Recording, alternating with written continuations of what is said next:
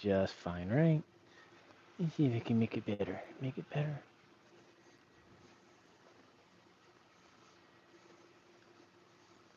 Don't want to make it too tipsy for you.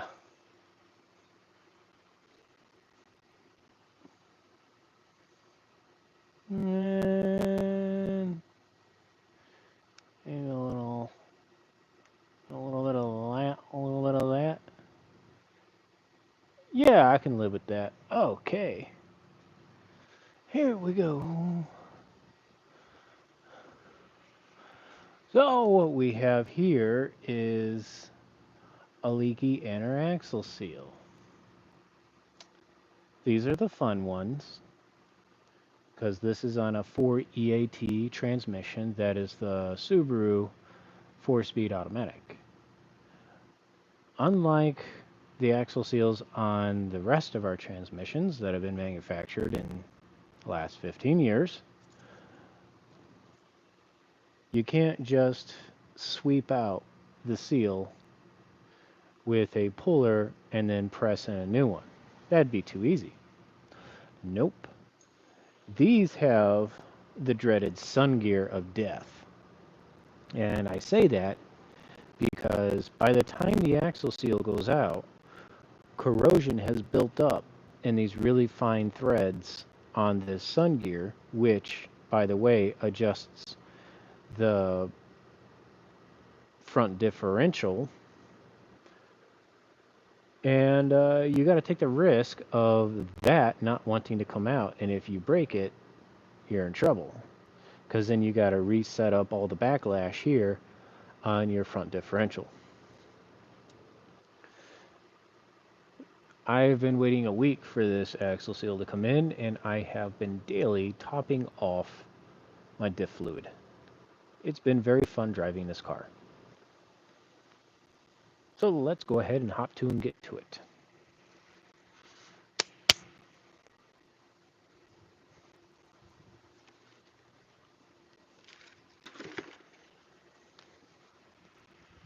Even though I got my safety gloves on, aka the rubber gloves. I don't know, I can't think of something funny to say. I'm still gonna go ahead and slip on some thicker gloves right on top of them because there's a lot of fun exhaust shielding here that I'm just gonna scuff my hand on, and I don't feel like changing out my gloves every 10 minutes. And if you've never seen this strategy, putting your gloves over top of your nitro gloves, it's a fantastic strategy. Yes, you'll get oil on these things, but then you just take them home and machine wash them, all is fine. So I'd never wear these gloves with bare skin. I always got nitro gloves underneath them. So what we're going to have to do to start out is, if you're on a lift, this will be a lot easier. We're going to disconnect our ball joint. We're going to take our axle nut off. We're going to pull our axle out. We don't have to worry about having to move any of the exhaust. The instructions that you read might tell you to remove the exhaust, but that's just so that you can get your hands in there better. We're going to work around that because I don't want to remove the exhaust for obvious reasons. This axle also has the really fun pin setup. So there is a roll pin that goes through this axle that connects it to an axle stub. Let me see if I got a demonstration to show you.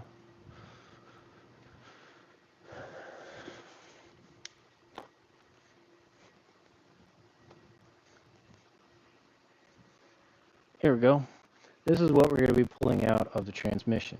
Now, obviously, I want you to recognize that this is the new designed half shafts that are on the Subaru transmissions, okay?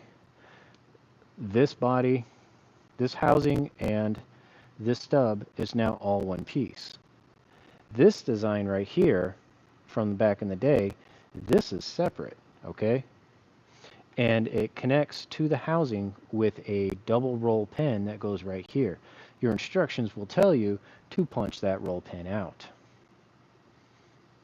That's not necessary. especially if we are changing that seal, because we're going to have to pull this out anyways, and it has a circlip on it. We're going to pull it out as one piece. I think that makes sense.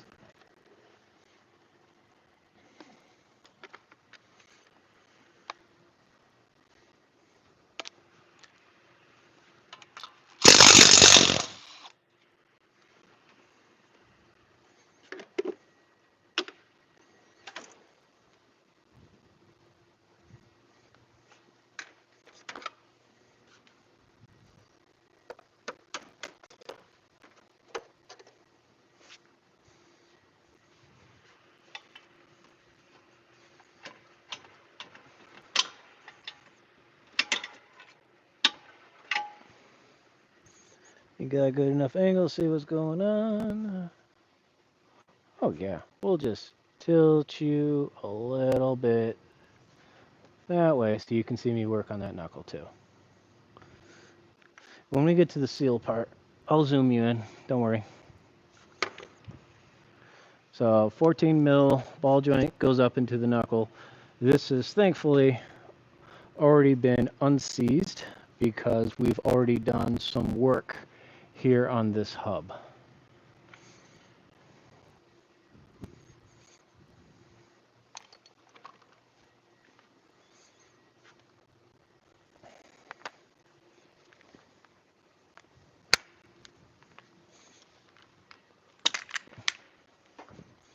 We're going to go ahead, we're going to take off the 32 millimeter axle nut. This does not have a cotter pin on it like your General Motors style or Nissan's. This is just your regular nut, and then you got a tack that you got to put on. They tell you don't reuse those for obvious reasons. So it is highly, highly recommended that you put a new axle nut on. Again, this is coming apart nicely because I've been in here already before. That's why I'm not fighting anything. Be really careful with these older axles, as this right here, this is your reluctor ring here on the axle. Can you see that? No, you can't. We're scooching over here. There we go.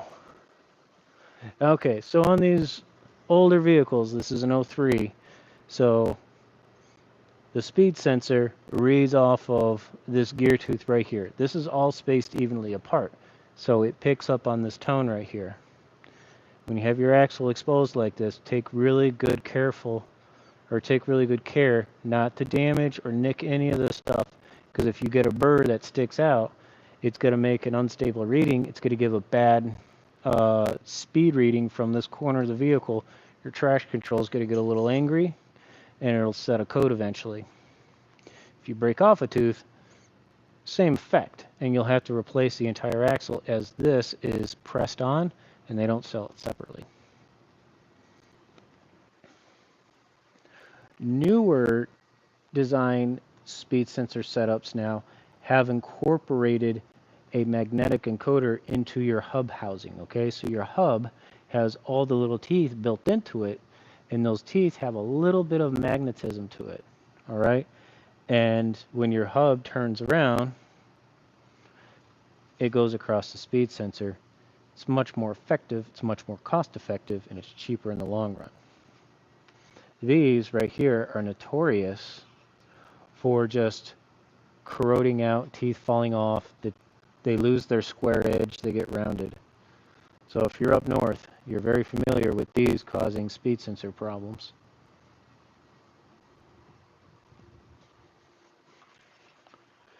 Okay, now we're going to go ahead and we're going to come back to our transmission side. And we're going to pray to the car gods that I can get my axle out without having to punch out that roll pin, okay?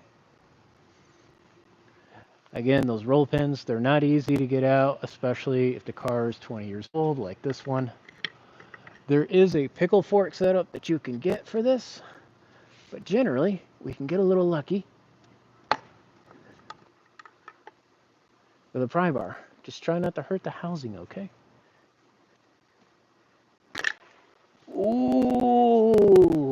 Got lucky. Again, take really good care. You're prying against an aluminum case. If you're trying to cheat death like I did, and it's really hard to come out, you're either going to have to push that roll pin out, drill that roll pin out, and or invest in the appropriate CV axle pickle fork that goes on there, and then it spreads the prying tension evenly against this. Like there's actually a nice little hard rubber backing to it. They're only like $50. Why I don't have one? I don't know. Never needed it, I guess. I've just been lucky my whole life. And there she is. The smell of fresh gear oil. It's probably gone through like 2 quarts over the course of a week and a half waiting for this seal.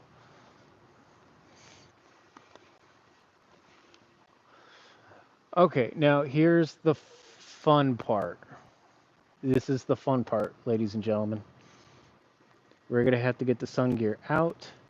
And your first, what's the word I want to use? Inclination? I can't pronounce it. Your first thought is probably going to be to grab your favorite Sharpie or your crayon, and you're going to want to make marks. That's not good because that's just going to wear off. As you rotate this around, you're going to lose your alignment mark,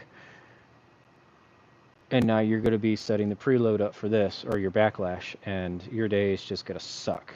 Because the way that you do that is by draining your fluid. You got to get a really, really special pick gauge that can reach up in there and latch onto the pinion. Yes, I know some metalheads who have been doing backlash setup their entire career can do it by feel. I justify you can do that, but to somebody who is not at that skill level or doesn't have that muscle memory, that's what you have to prepare for. So we're going to do it the other way, and we're going to get a little chisel. And should I have one on hand? And I don't. Hang on, let me get my chisel set.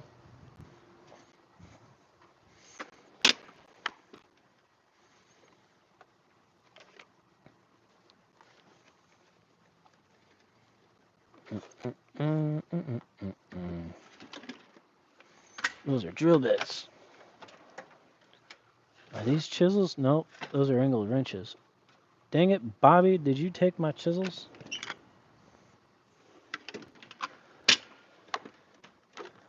You always got to be aware of what people might potentially borrow throughout the... I see them. They're underneath the drill bits that got borrowed. I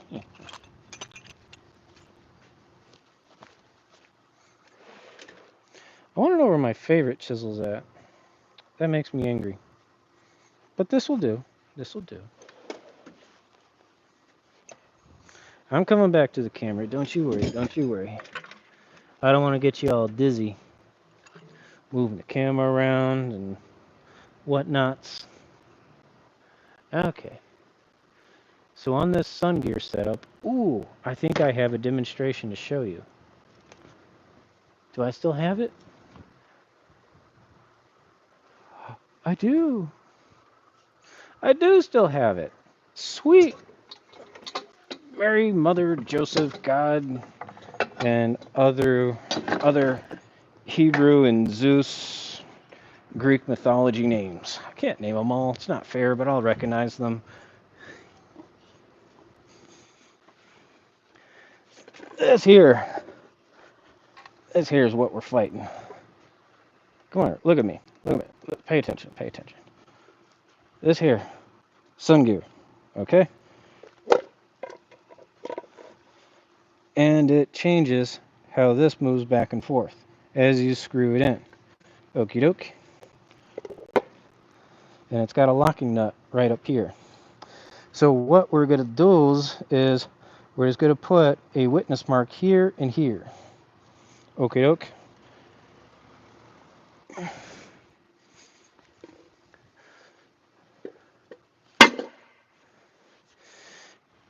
And if you're asking why I have that front transmission half just conveniently laying around for demonstration, well, then that means that you're not a regular subscriber and you're new.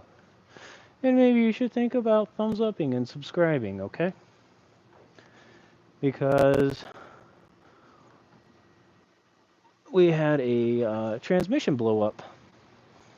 Third gear completely blew out, and the engine rev spiked to about 7,000 RPM. Then the clutches burned up enough to where they got grippy,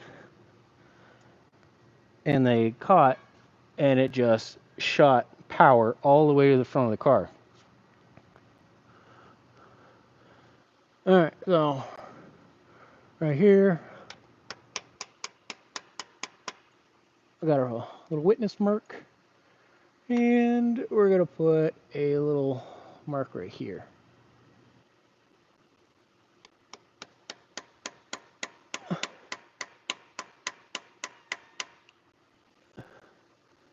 Good. It was that easy.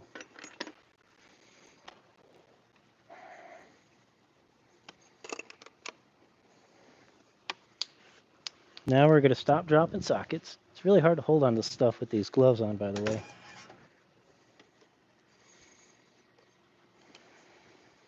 Let's get a long reach wrench up in there.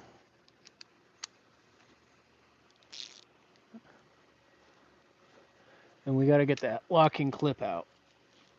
It's just a 12 mil.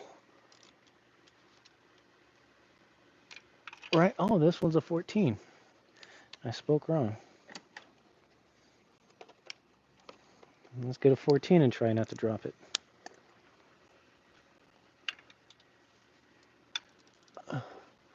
Oh, by the way, if you're talking in chat, I can't see it. But if you stay till the end, I do always scrub through the chat and answer questions. If you have any questions about Subarus, you're more than welcome to go to my main channel page and click on my email and send me an email. Be happy to talk to you. I don't charge anything for it. I'm just here to just have fun working on cars. Alright, so we got that out.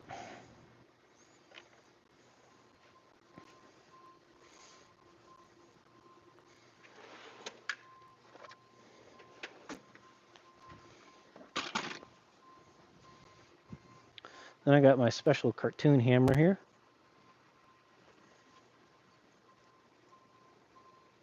What the shenanigans? Oh, that's what I'm catching my hair on. Damn cotter pin. Make sure you're still in frame. See, oh yeah, you can see what I'm doing. Very good indeed. Uh-oh, car on a truck. Okay, lefty loosey, righty tighty. We have our two witness marks, one here on the sun gear, one on the main case. And we are just going to gently rotate it out. It should spin freely right away, okay? If you are fighting it, then you want to stop and you want to start applying some penetrating oil and some heat.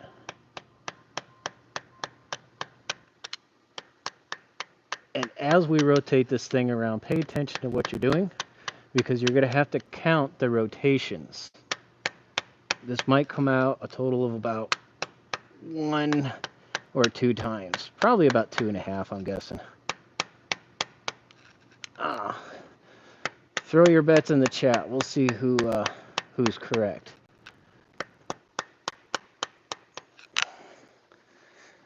All right, I'm going to ask you to get out of the way just a little bit, all right? I need to get under this a little bit better. Yeah, you can still see what I'm doing. Oh, that's much better on my back. Thank you. You're all fantastic.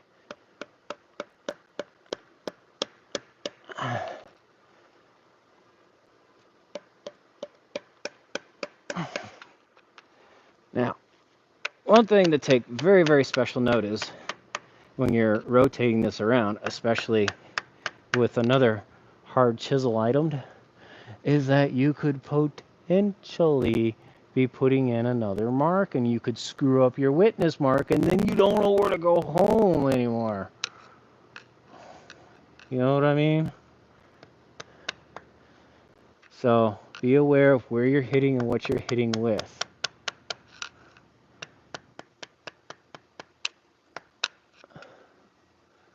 Okay, that's good. It's moving pretty good, so I think I can start using my special tool.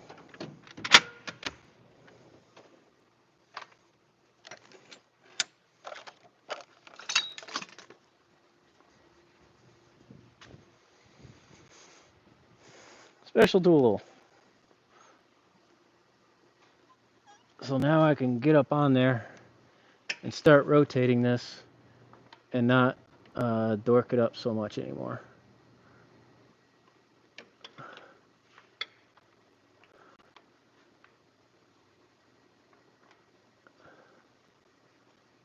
Again, being mindful to pay attention for my witness mark. Okay, I see it coming up right now.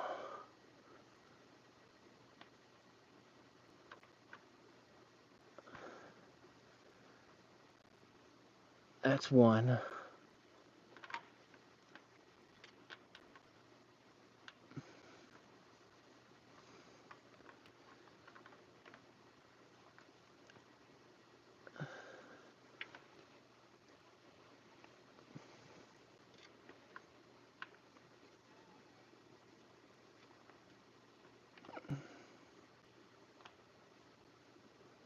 There's two.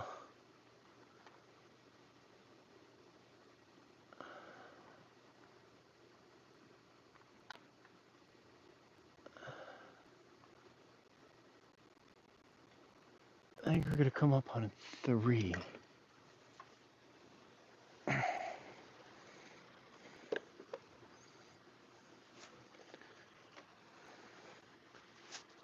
I need a little bit more dexterity, so I'm gonna go back to the thin gloves. Okay, witness mark 3.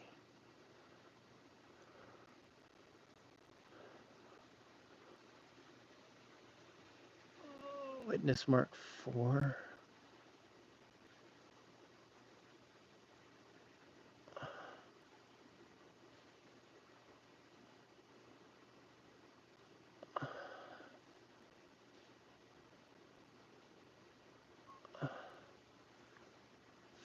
Five? Wow. Came out 5 turns. Didn't see that happening. And that's diff fluid on the ground. Whoopsie.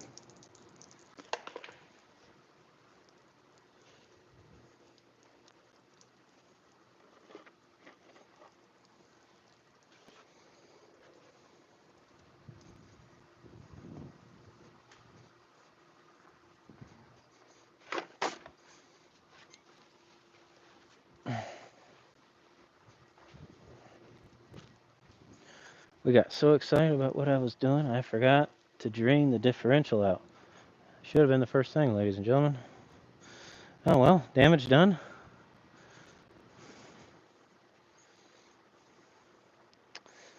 Not really happy with the color of that, by the way. Ah, shit, that sucks.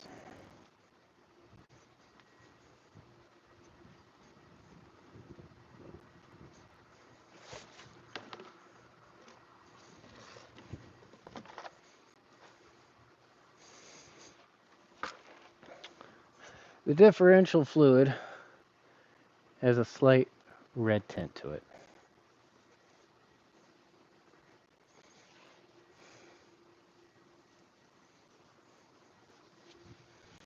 Not very good.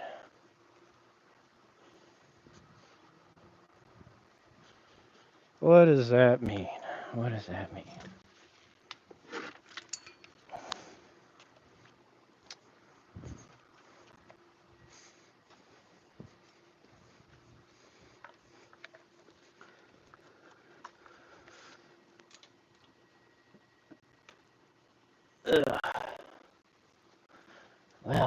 have your attention down here for a second. I'll show you what that means.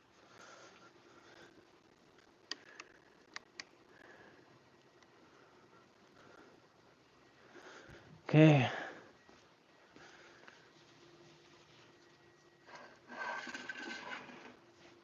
This is the main case of the 4-speed 4EAT Subaru automatic transmission that a lot of mechanics have a love-hate relationship with.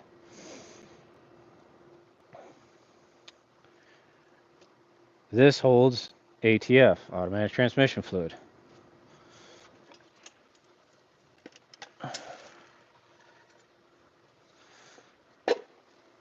This is the front case that houses the front differential. There is a main shaft or a driven shaft. I don't know, this is the main shaft. Blah. Driven shaft is somewhere else.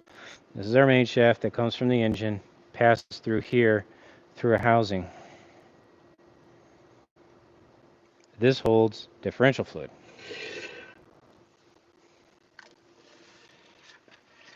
In between those two layers is a gasket for this, which is kind of part of the valve body assembly.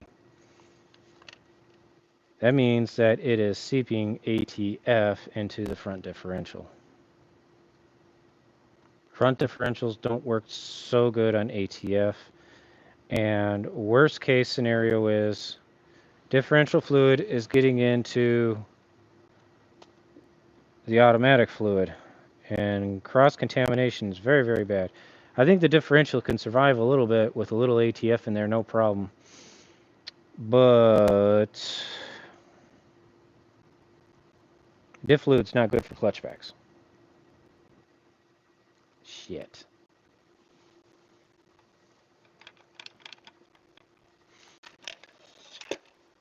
That's not fun.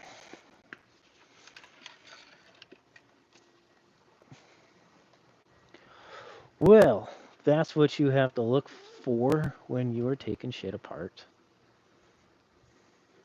But let's move along. Let's make this a happy story and do one thing correct today, and we are going to replace this seal. These seals are special order, and which one is the left side?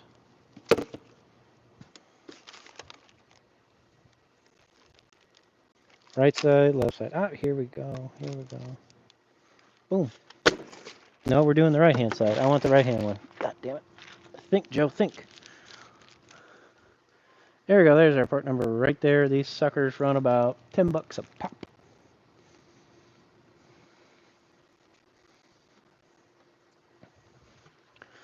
We'll just razor blade her open. Cut towards your buddy, not your body, as they say.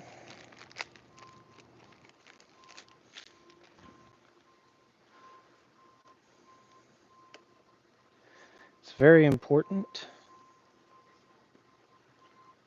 It's very important that these go in the correct side, because if you put them in the wrong side, then they will literally puke out oil. And that's no good.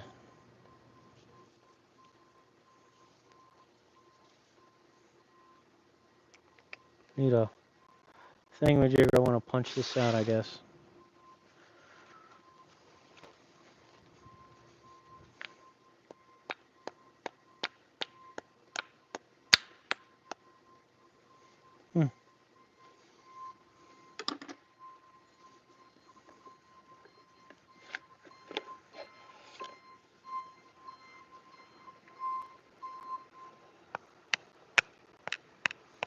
See if I can stab myself in the hand. No. Alright, we'll do this on the ground really quick. We got work to do.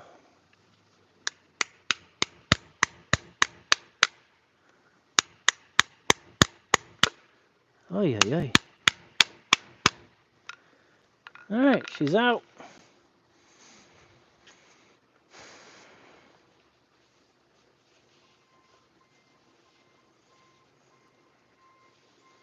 Yes, there is a gasket right here that should be replaced, but can't get it. Can't get it. Which is why if you were driving a Subaru with a 4EAT transmission, you're in the hurt locker like me. Parts are really, really hard to come by, and the only people who have the repair parts right now are special builders. There's only a couple of special builders in the United States that exclusively works on these things. So it sounds like this gal is going to be going in for service. You might be asking yourself, why does this dude who works on cars want to pay somebody else to do his transmission? Why doesn't he just do it himself? I will truthfully answer that. Because I don't want to. It's not because I can't. I've done it. I just don't like it. I don't like it because I just don't have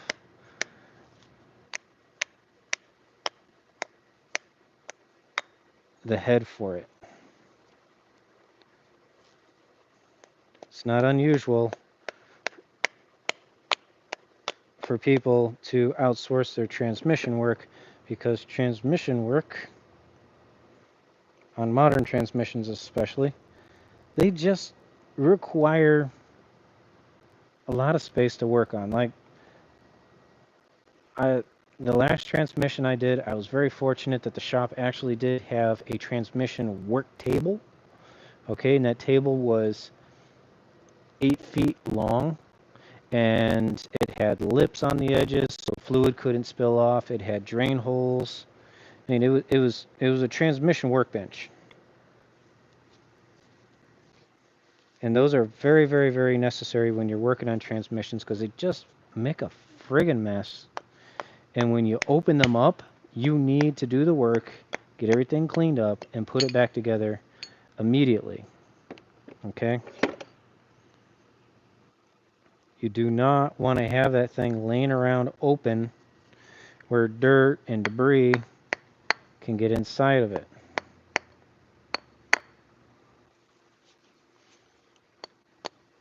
So yes, in a pinch, if I had nothing else better to do, I would work on my own transmission, but I would rather just save up some money and pay my boy to do it because that's what he does. He's got the space, he's got the tools, and he can get it done fast. I would probably take 2 weeks to get it done because I still have a normal day job that I have to get all that day job work done.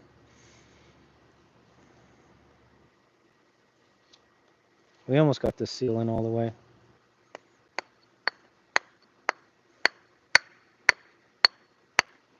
There's a seal driver for this, I guarantee it.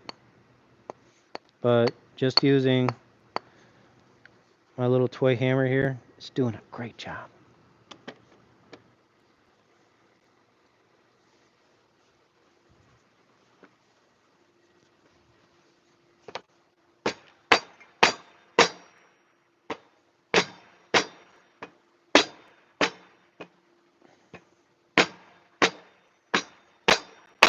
We're just going to go ahead and get a little bit more aggressive with it on a workbench.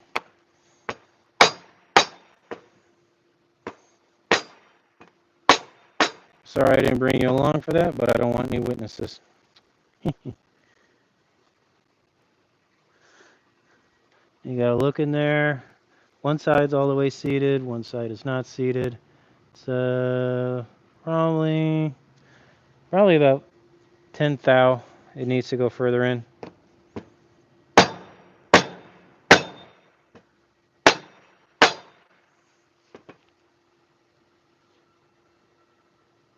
Yeah, I like that better.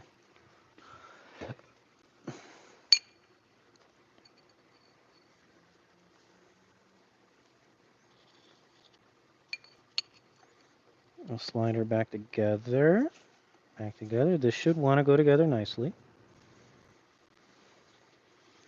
And don't be silly like me and hold this thing in your hands 3 feet above the ground. You actually want to be standing over a tabletop, because if any of this really smooth stuff decides to jump out of your hands, which I feel like it does, it's going to land on the ground, it's going to get a blemish, and then you're screwed.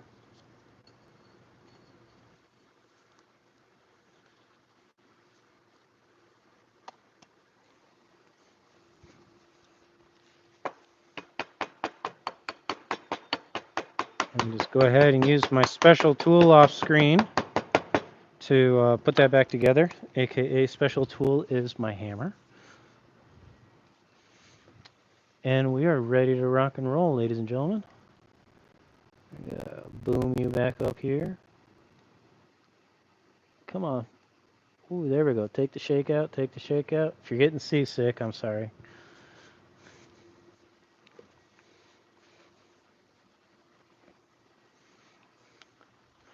Okay, we got our witness mark, right?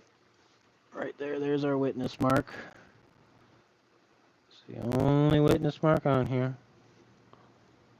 Good job.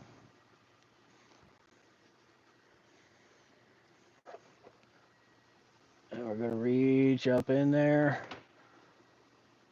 And we're going to go in 5 times, because that's what we took it out at.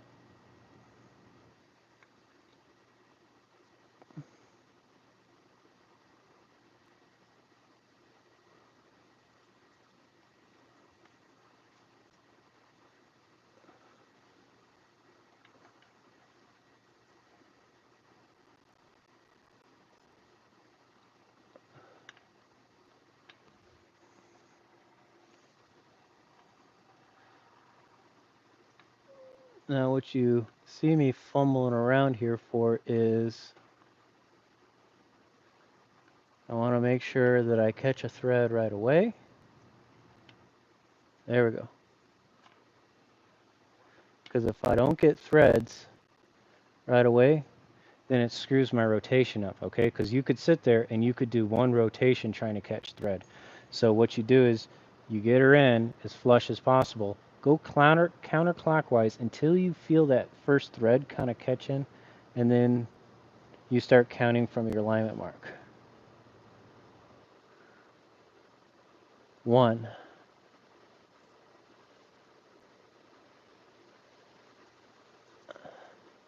2,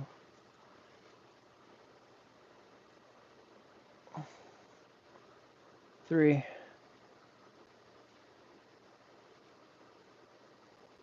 4,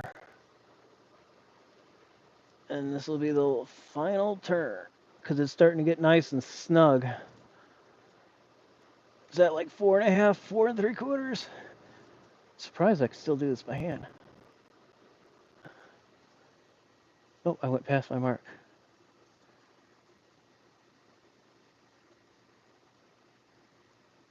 Beautiful. Right there.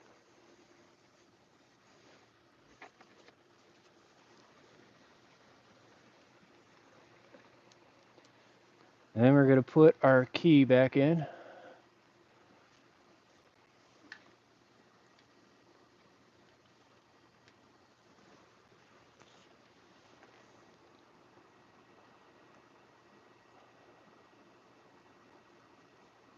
And if you have to sacrifice a couple of degrees left or right to get that key to line up with one of those splines, that's okay.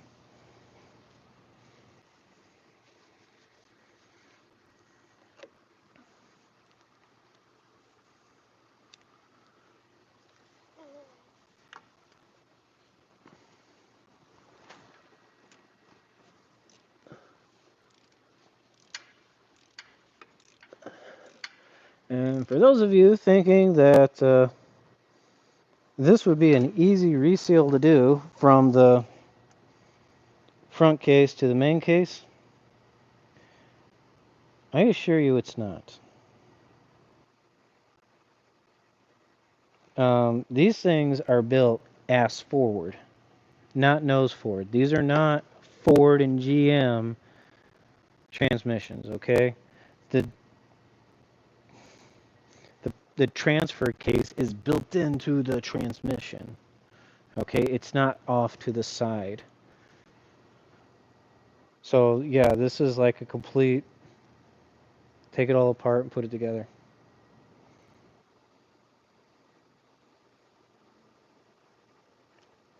Sucks.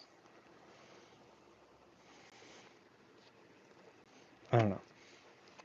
Maybe somehow, in some way, shape, or form, I can talk myself into doing it. But I don't want to. Let's get this axle in. Enough small talk.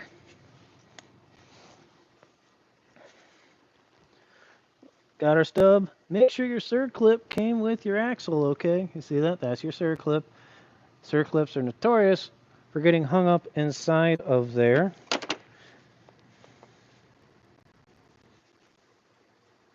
If you lost your circlip, you're going to have to dig it out. And yes, you can thankfully get a circlip for an old axle. That does exist.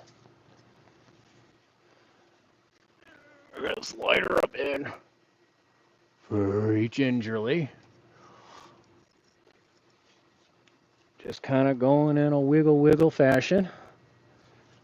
We just kind of want to feel the nose of that axle. We're just feeling for the splines. Okay. I'm not feeling anything. So I'm just going to grab the body of that CV joint. Gotta make sure it's perpendicular. So, yep, there we go. We caught it. I feel it. It's in. It feels solid, okay? It's just splined in a little bit. We haven't seated it yet. We haven't defeated the circlip yet, but I can feel the front diff turning. That's what I want to feel. And now we can give it some love and one good shove.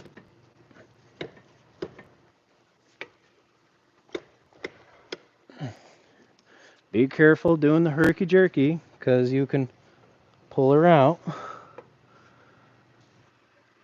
And if you pull her out, you'll lose your space and then you'll start mashing teeth together.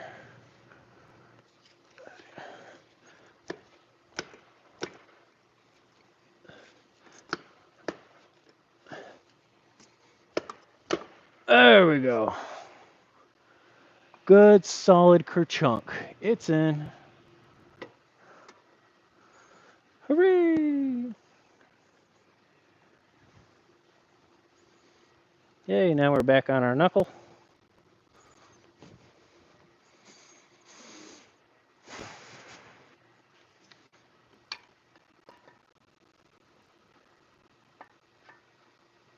Slide that in. Again, be mindful of our tone ring here on our axle.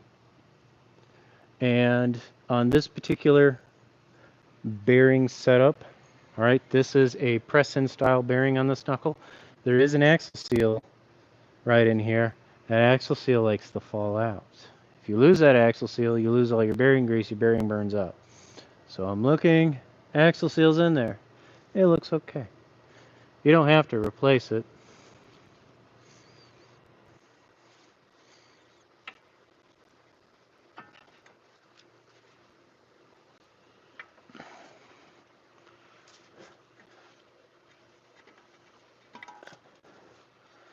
And that control arm's got some love on her. There we go.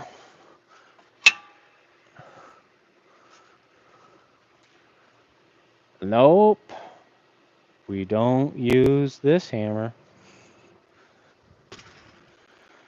I see a lot of control arms that get bent from people using their big Thor hammers on this, okay?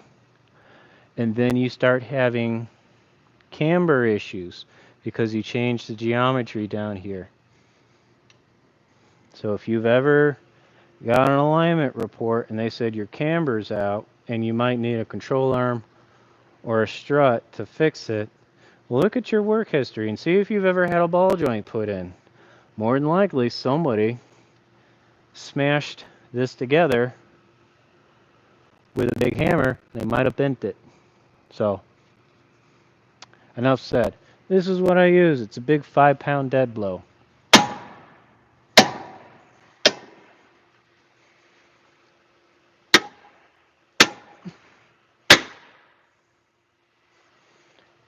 No damage.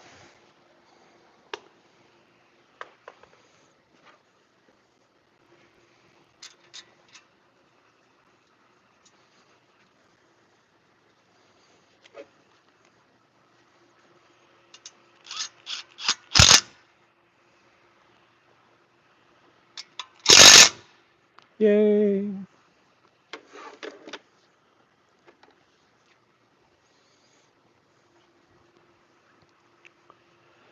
Axle nut. You're supposed to use a new one. I forgot to get one, so I'll change it tomorrow. Trust me.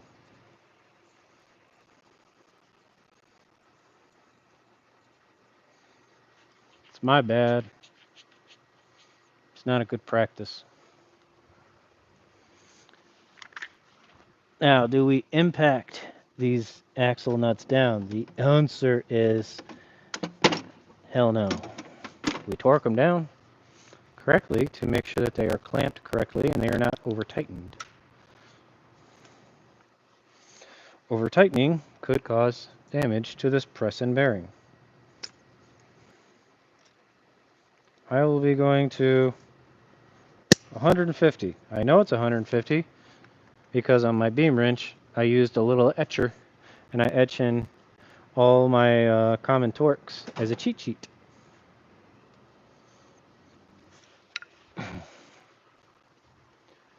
This is a slotted rotor.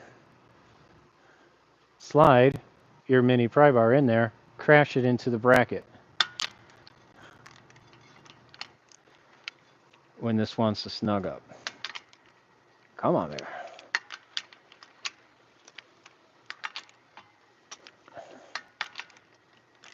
There we go. There we go. See? Got tension applied. I see some people, they like to squirrel a pry bar in on the splines of your wheel studs. Not the good, because then you dork up the threads, and dorked up threads mean stuck lug nuts, and then you're breaking off lug nuts and installing new studs for the customer.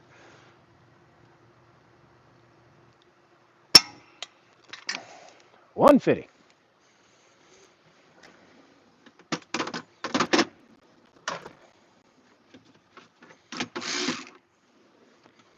Are we done yet? The answer is no. We're not done yet. About to be done.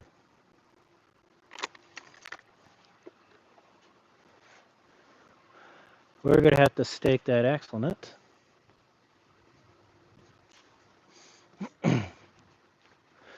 And a lot of folks, when they go to stake, they like using screwdrivers. And I'm not a big fan of the screwdriver use, because screwdrivers have sharp, pointy edges. And when you stake that axle nut, you're putting a V-groove, and it doesn't really spread it into the slot correctly. Just get yourself a regular cold chisel and grind down the nose till it's about 1/4 inch wide, or about 3/8 is my preference.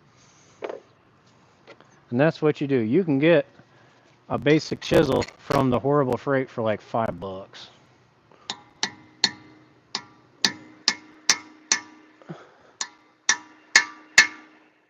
All right, I'll show you what I got here. You see, even though I reused it, that booger looks factory. That looks good. That looks real good. So there we are. That's going to stop my differential fluid leak. We'll top off our differential fluid by pulling out that little dipstick and adding in about 1.5 quarts. You don't need to see that. I'm going to have to talk myself up into a frenzy about what I want to do to reseal this. I'll talk to my transmission guy and see if he's got a cheat for it. Because if I can disconnect this case and then just re-glue it, I'm going to do it.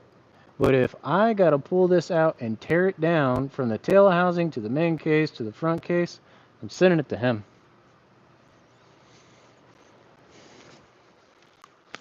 So, let's see what we got going in the old chatty poo. Let me get the old gloves off so I can touch the screen.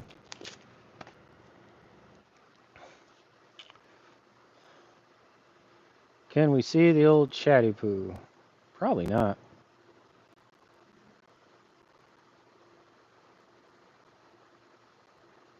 Chat filter, chat filter.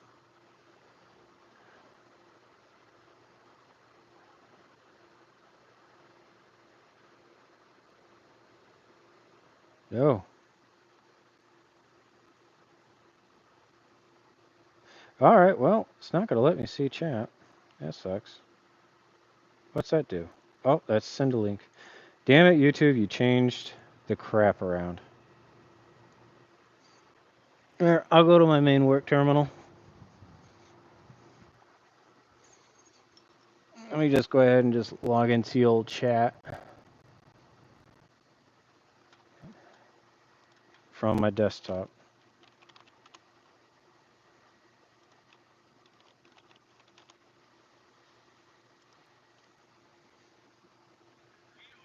And we'll see what y'all got going on.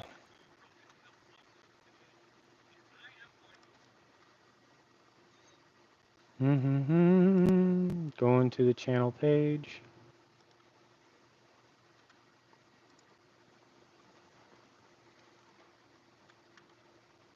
All right, from the top, let's see what we got going on.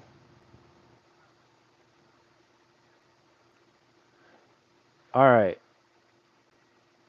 Can't pronounce your name. And Kuhn wants to know, do you have Dodge Coronet? No, I don't have that. I don't get a lot of Dodges in here, to be truthful. I see them about maybe once a month. Are we hanging from the trailer hitch? No, you're not hanging from the trailer hitch. My little roll cart over there, I just have a little camera boom off to the side, so if I want to do vertical streams, y'all can watch me work.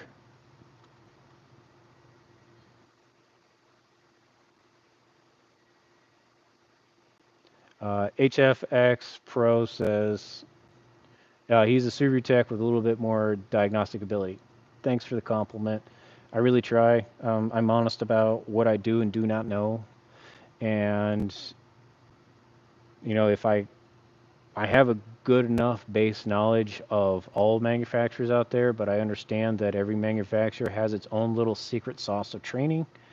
But I'm connected enough in the automotive universe that I could reach out to somebody at Mercedes or BMW or Ford if I felt myself getting burned a little bit. There's been a couple of incidents, but then I'll just reach out to my partner and say, "This is what I'm working on. I've done my basics. Is there a secret thing here that I don't know about?" And I'll usually get clued into it, and maybe I'll learn something about what the manufacturer has added in. When you're using third-party scan tools to work on manufacturer vehicles, your third-party scan tool doesn't always have 100% of the PIDs that you should be seeing, or it doesn't have 100% of the work support, bidirectional support that a manufacturer laptop would have. And in those cases, I would have to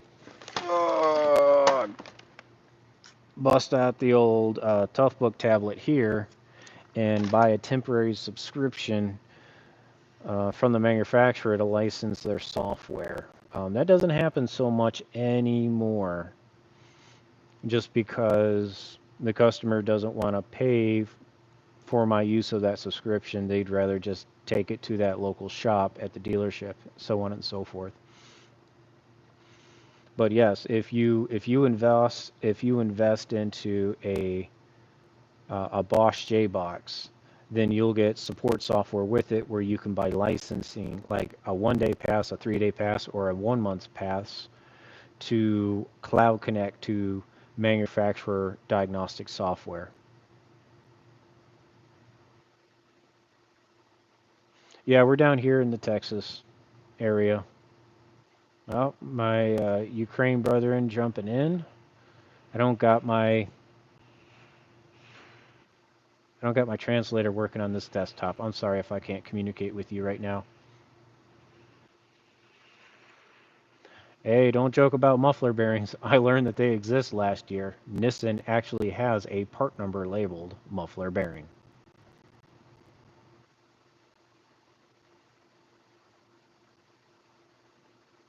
Hey, Mike, how's the old codathon going?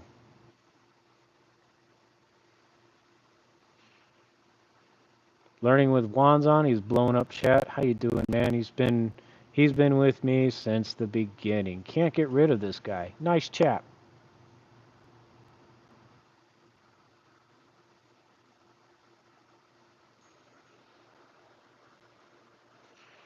And Andrew says, I think you tried to say mechanics. Many mechanics won't work on automatics, hence transmission only shops. That's the truth. I can tear down manual gearboxes all day. They're easy to get in and out of. They don't require a lot of teardown space like an automatic would. Like I said, I've I've done automatic transmission teardown. I was in a shop that did have the support, and it did have a corner of the garage designated for it because they got enough trucks in to where they would invest into that. But that was a clean station, okay? It was a corner of the shop that had to stay super clean, and that table was only for the transmission. And if you were working there, you could not leave that bench until your job was done. You weren't allowed to do any other work because there was probably going to be another transmission guy waiting to come back behind you. Okay, now I'm working on Subaru. When it comes to the Subarus, the shop just doesn't want to fund it because one, it takes up shop space. You do need designated area, and you got to have a clean space for it. And there's a lot of dirt flying around in this open shop. Okay, so if you want to do a really good transmission repair on an automatic, you want to be in an area that is away from all the action. Okay, all the action. My stall is 20 feet away from the tire pit where I have people putting in patches and they're grinding rubber down so that the patch sticks. I don't want those particulates finding their way over to my transmission because they will. I wipe down my blue bench every day and there's dirt on it because it's just in the air. So, for the respect of the customer to do a good job, we outsource that to a local shop that does a fantastic job, and it doesn't cost the customer any much more. We have a good relationship with this transmission shop whenever we have to outsource stuff to the point where it doesn't we're we're not making any money. All their customers really paying is a light duty transport fee, which is about $100 to move the transmission from our garage to that shop.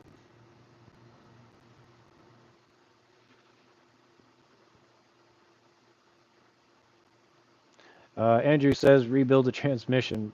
And brother, I was just saying earlier, parts for this thing is really hard to come by. In order to just fix this one that blew up, I had to get two broken ones from the junkyard because they were broken um, when I bought them, but when they showed up, they were broken. Because I put them in the car and they didn't work, they had malfunctions. And when I asked the wrecking yard if they wanted them back, I said no, it's more money to get them back. Just keep it, and they refunded my money. After like the second one, they just gave me my money back. So I committed to just working on what I could to get that thing to work. And it drives great now. It goes through all the gears, but I didn't tear it down to the front case because I didn't want to go that far. I didn't want to mess with that part of the assembly. Shannon's on. Hey, how you doing, Shannon?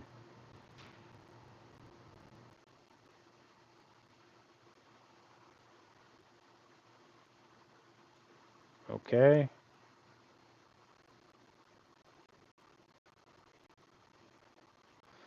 Okay. Daz says, I think I have a faulty Subaru transmission. When I put it in the first gear, it is going into reverse. And what?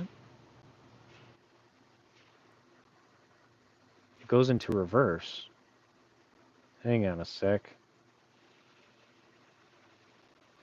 Do you have a BRZ? What's the shift pattern on a BRZ for the knob? I think reverse is on the left side.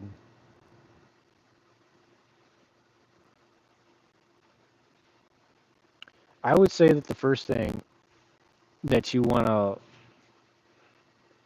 troubleshoot on that gearbox, if you have a vehicle that is shifting into reverse when it's not supposed to, okay? Because depending on the type of transmission that you have, like the BRZ and the STI transmissions, they have reverse interlocks out where they have a little collar that you have to push up, or they have a mechanism that you have to push down, which allows you to shift into that gear, so that way you don't slip into it accidentally.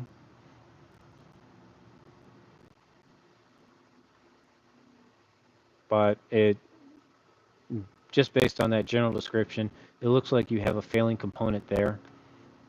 The interlock is just failing.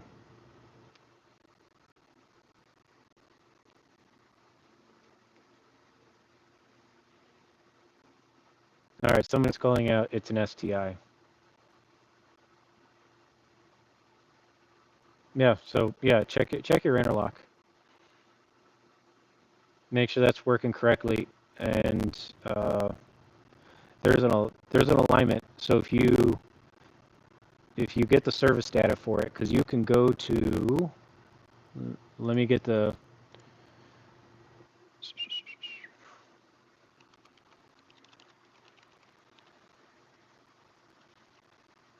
link here for y'all to use. No, STIS. techinfo.subaru.com. All right, you're going to want to go to techinfo.subaru.com. There you go. Put it in the chat for you to go. Go there. I got a video about how to make a login for it. techinfo.subaru.com. It's like $10 to get a 3-day pass and look at the same service data that I get. Or you can spend like $30 and get a 30-day pass. In there will be the alignment procedure to inspect the outside of your transmission case to make sure that that interlock is aligned correctly. If it's aligned correctly, then there's an internal failure and you'll have to tear down the transmission. Zach, my 2020 Ascent CVT just blew up on me, 50,000 mile, and front diff was leaking. Glittery fluid. Oh, you got some dead pixies. How long do you think it will take to be replaced? They didn't give me a time estimate. All right, so truthfully speaking, okay, and sorry if I can't get specifics because I don't want to speak for the shop that you're dealing with. I'm going to presume you're working with a dealership. It's a 2020. Maybe you got some powertrain still in there, okay? 5 years, 60,000 miles. It should be covered under powertrain if they didn't find that you did anything reckless with the vehicle, like drive it off a cliff. Traditionally speaking here, when I work with a customer that needs a transmission replaced, like a CVT under warranty in this particular reason, we'll explain to the customer what our agenda is for the week.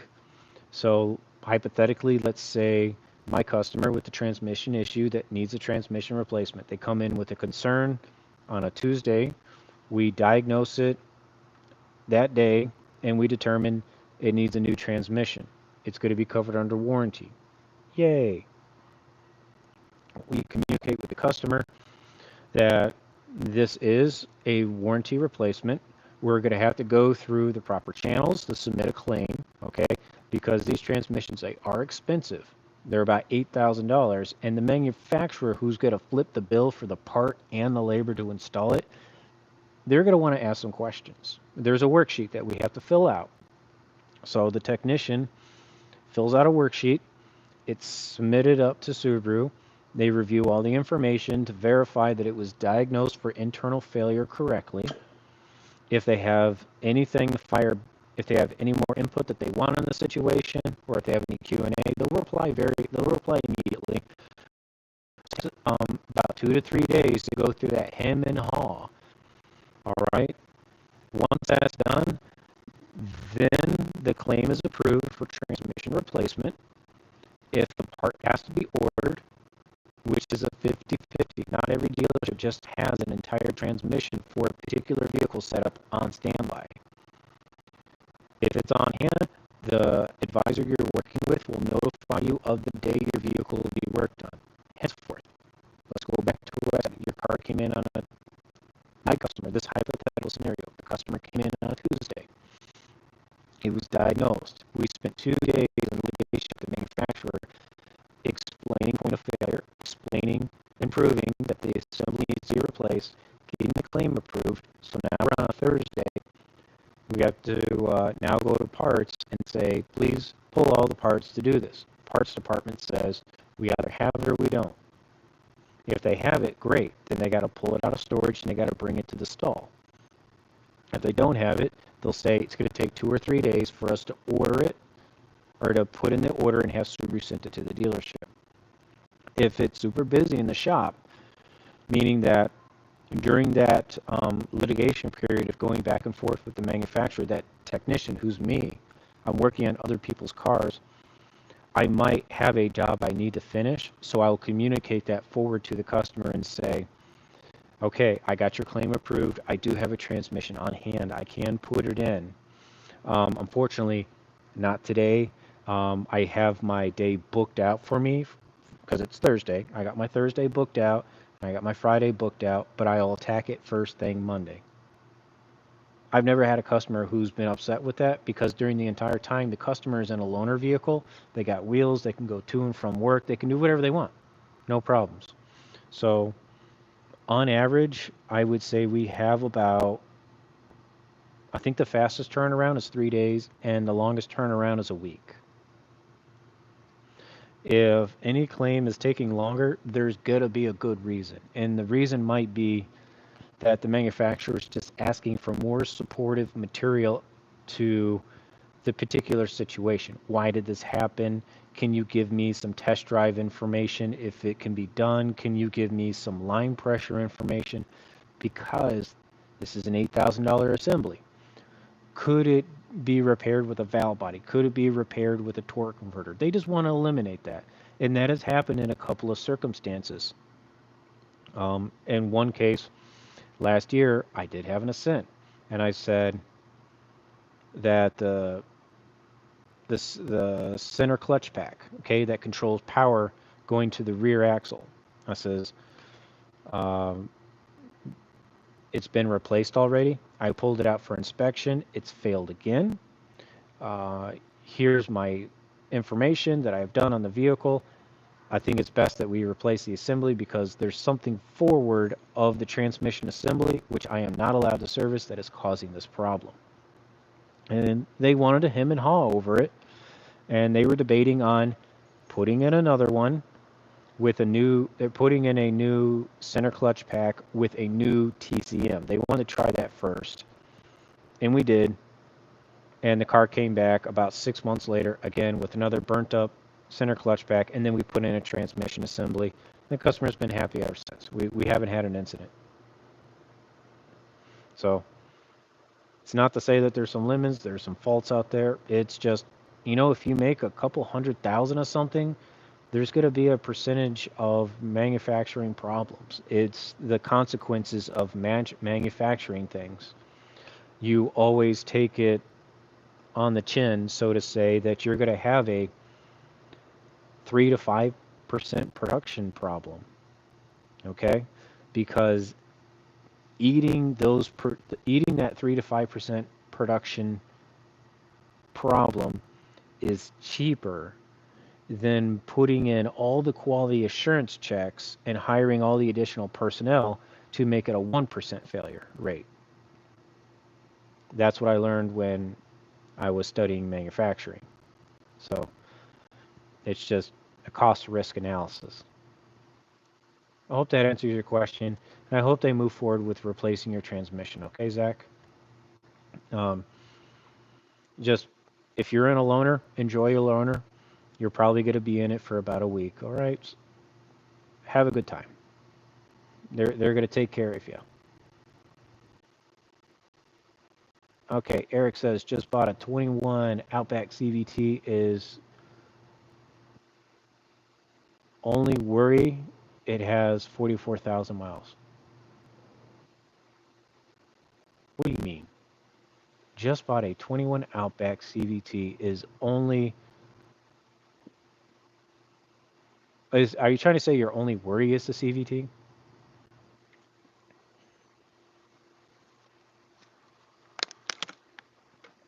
All right, I'll pass on that one. I don't want to put words in your mouth. I just don't understand your context.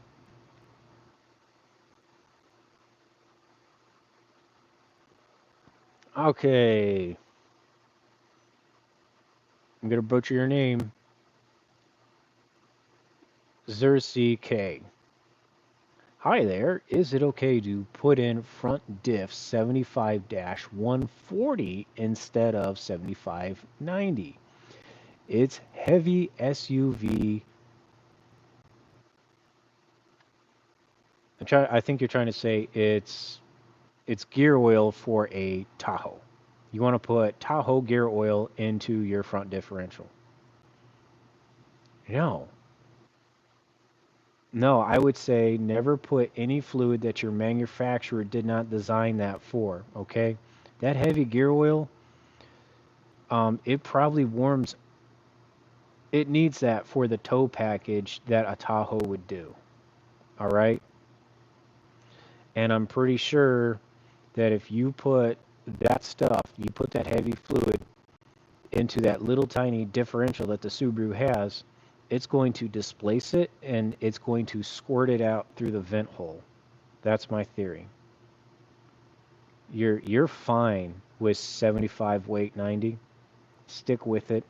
We don't have problems with this fluid because if you're reading something on the internet about somebody telling you to upgrade it for various reasons, then you're obviously using your Subaru outside its design, okay? So do that at your own risk, but 7590 is just fine. I change gear oil in the differentials every 30,000 miles, okay? Gear oil is stupid cheap. What is it like? 10 bucks a quart? All right, I know people who go out and they buy this outrageous $40 a quart special oil so that they can not change it as often. Why? Why?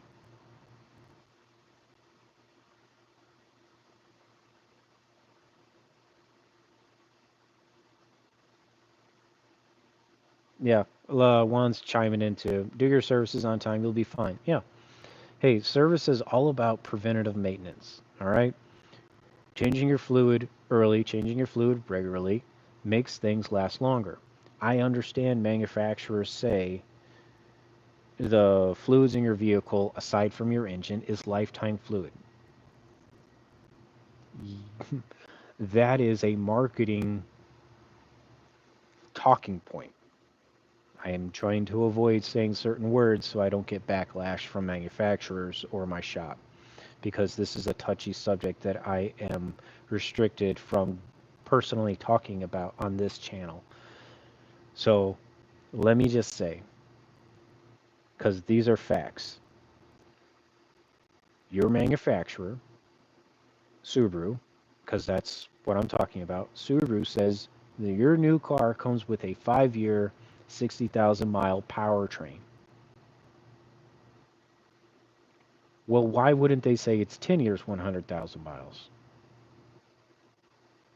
It's because their estimated use of the vehicle is 25,000 miles a year. That's what they guesstimate the American person drives every year. So that is the lifespan of the fluid to them. And at that point, you've run that fluid to its max potential.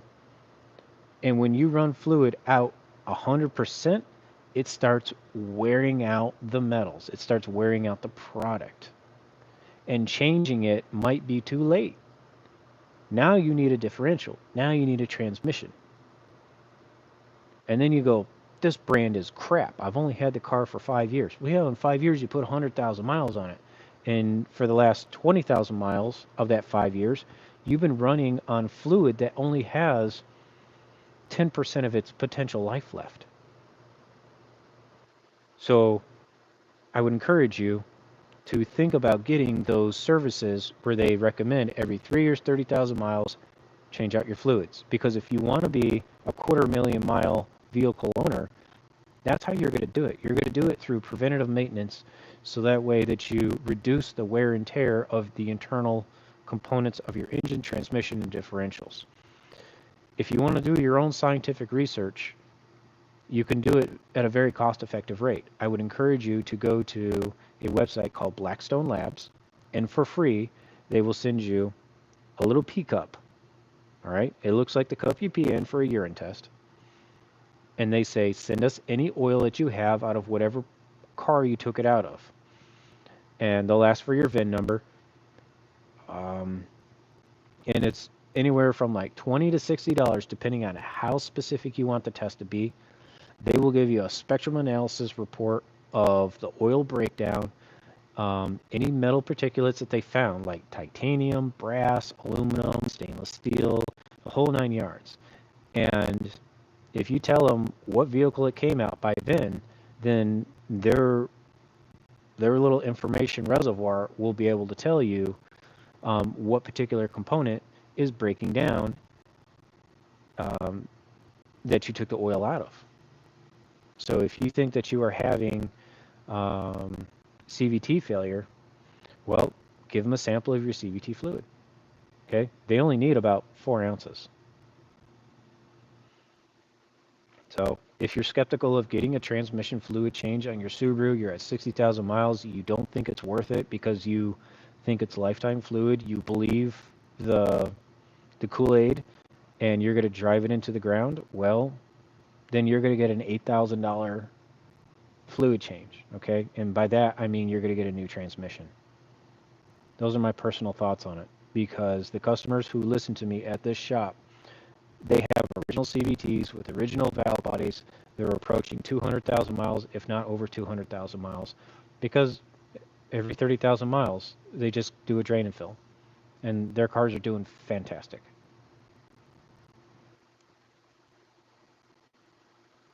Subaru customers are just a different type of people. I think Subaru owners are like the last of the vehicle owners that actually want to drive cars until they completely fall apart. Minus the diesel people. You're your own people. But every other car that's out there on the road, like the Jeep Compass and the Renegade and the Chevy Track, those are cars you literally just drive into the ground. You don't put money into them. They hit 100K, you get the hell out of them.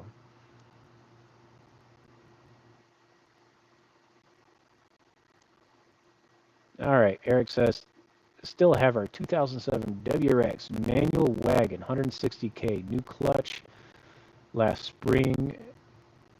Just some backstory. Oh, good for you. That's a good car to have. I had to stop driving manuals because I got lower back problems now. Driving a clutch in a city that's just littered with bumper to bumper traffic and a clutch, it didn't work out well for me in the long run. All right, where did I get lost?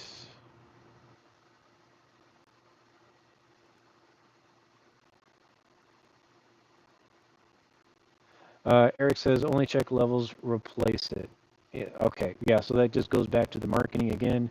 So if you look at all the new service books that are coming with your vehicle, they are saying just to inspect, inspect, inspect.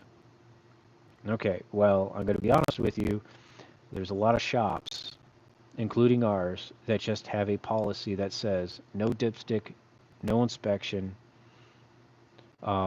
without the customer specifically asking. And in that case, when a customer says, please make sure that the transmission fluid is correct, that can take some time. All right? So again, my point is no dipstick, no inspection.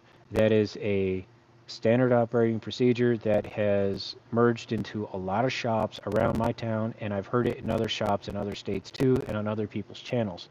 Manufacturers have taken dipsticks away from differentials and transmissions. Some engines don't even have them anymore, okay? There was a Jaguar I worked on that didn't have a dipstick. It was so weird. So I can't confirm that your front differential with the pull of a dipstick is topped off correctly anymore because there is no dipstick. They have what's called a fill hole. All right? There's a plug that you would have to unscrew, and you would have to see if any fluid would want to come out. And yes, some people say you could stick your finger in there and you could be like, yeah, it's full. Here is the reason why a regular multi-point is not going to pull that fill plug out and tell a technician to stick their finger in there. That plug is not designed to take the wear and tear like a engine oil pan drain plug, okay? It doesn't like to be opened and closed every 6,000 miles, okay?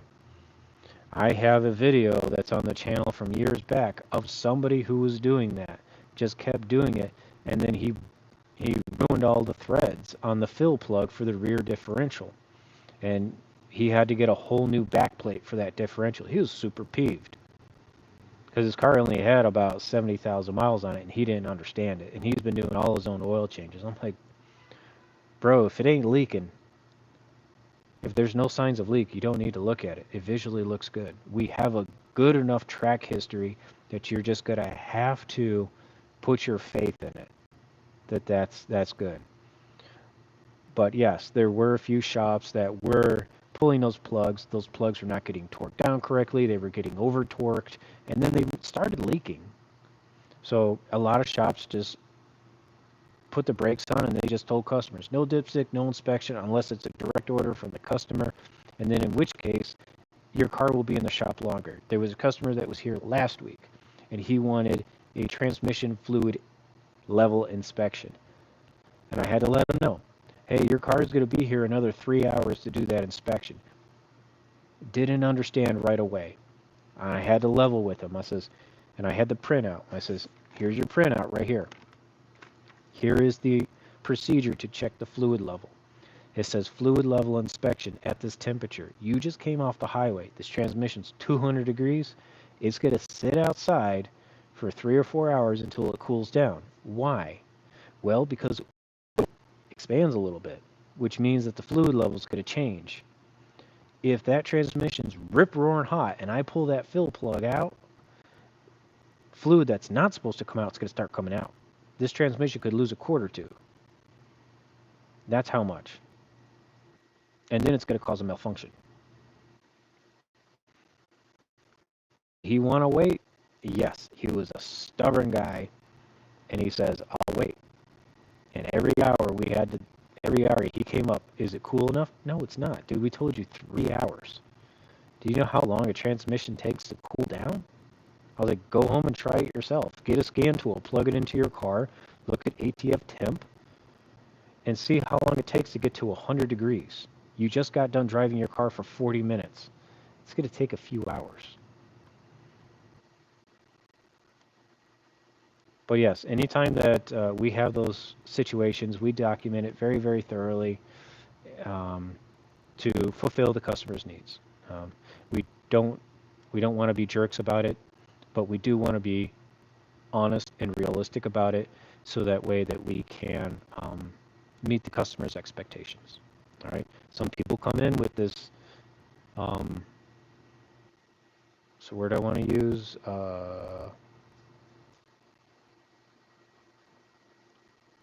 Expectation, because they've read all these things on the internet of how a shop should work, and so they want to hold us to a level up here, but they don't tell us what their expectations are, when we have on introduction told them, here's everything we're going to do, and these are the things that we check. So when I do my inspections for customers, and we do them with documented video now through our cell phones, I make sure to use proper language. I say, I'm doing a visual inspection on your vehicle. I visually confirm your lights are working. I visually confirm that your struts look good. I visually confirm that the ball joints and the end links on your vehicle look good. I visually confirm there's no oil leaks. Okay? So it's sucky that I have to talk like a litigator, but that's what it's come down to because of the internet. The internet has set the standard for an inspection way above my head, and I have to bring the customer down here to eye level so we can communicate and let them know that if they want all these things that they're requesting, I'm gonna need some more time, and you're gonna be sitting in that chair a lot longer. And no, I cannot do everything you want in 30 minutes or less. It's not a fucking pizza.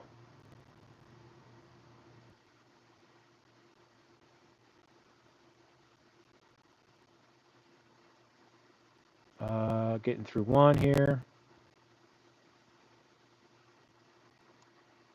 Eric S says, I will check manual. One, okay.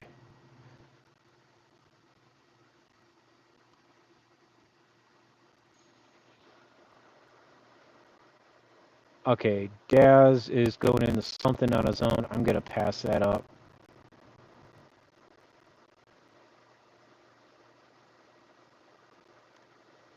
Okay, Zerkov is asking the same question. He wants to beef up his fluid from 75 to 90. Bro, we just talked about that. Stick with what the manufacturer recommends. If you're reading something else out there, you're doing it at your own risk. You got to understand how viscosity works in oil. You got to understand how your fluid warms up, thins out, and displaces heat, okay? If you want to get into the physics of it, you can jump on one of my other videos where I explain all that, okay?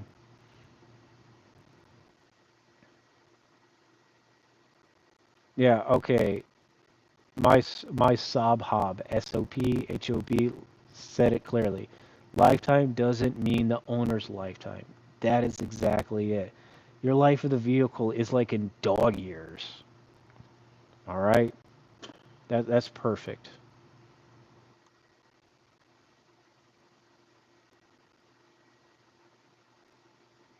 Oh, Monkey's in here. Hey, how you doing?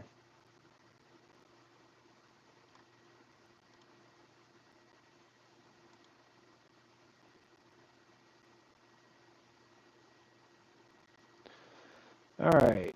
Michael says my '06 BMW 530i has no dipstick and will not fire. So is the drain plug the only way to check the oil? I assume we're talking about your transmission, not your engine? Because you didn't specify. Because I had mentioned before that some cars in the last 10 years have removed dipsticks from engines. Land Rover, VW, Jaguar. But yes, if your transmission is called a sealed transmission where it doesn't have a pull and check dipstick, then you'll have to look at service procedure for that. Okay, and there's going to be something called a fill plug. You pull the fill plug out, and then you check it with your fingertip.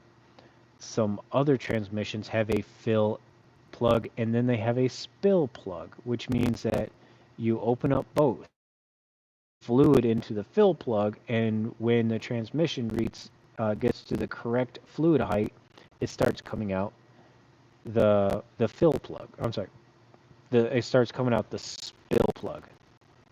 All right, that's how you know it's topped off. So there are some transmissions out there, like some Chevys, where you got to check them, and literally we just have quarts of the fluid just laying around. You'd have to put in about a third of a quart to get it to spill, and then the fluid was verified topped off. I only did that on used car inspections, to be honest, because if the car was an original from the owner and there's no leak, then that's what it is. We only did it on used car inspections just to verify that nobody else had been in that transmission and done any hanky-panky work. Because people do, okay? People work on their own car. They don't know what the drain plug is on an engine or a transmission.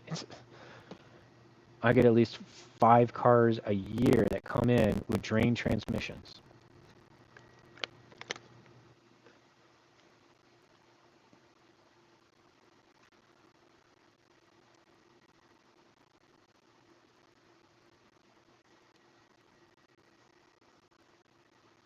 All right, I hope that helped everybody's needs there. It's 5 o'clock right now, so my day is done. I will see you all on the uptick tomorrow. We're going to be talking in another live stream. We're going to be going over that short video where I put out a troubleshooting question for you on the '03 Baja. We had a drivability issue. You can find it in my short feed. All right. I asked you, why is the steering wheel moving side to side when I go above 30 miles an hour?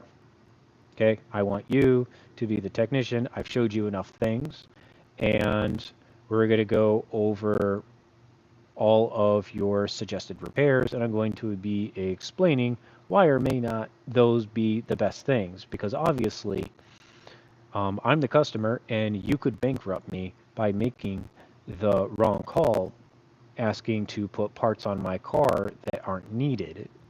All right, so I will see you all soon. Take care.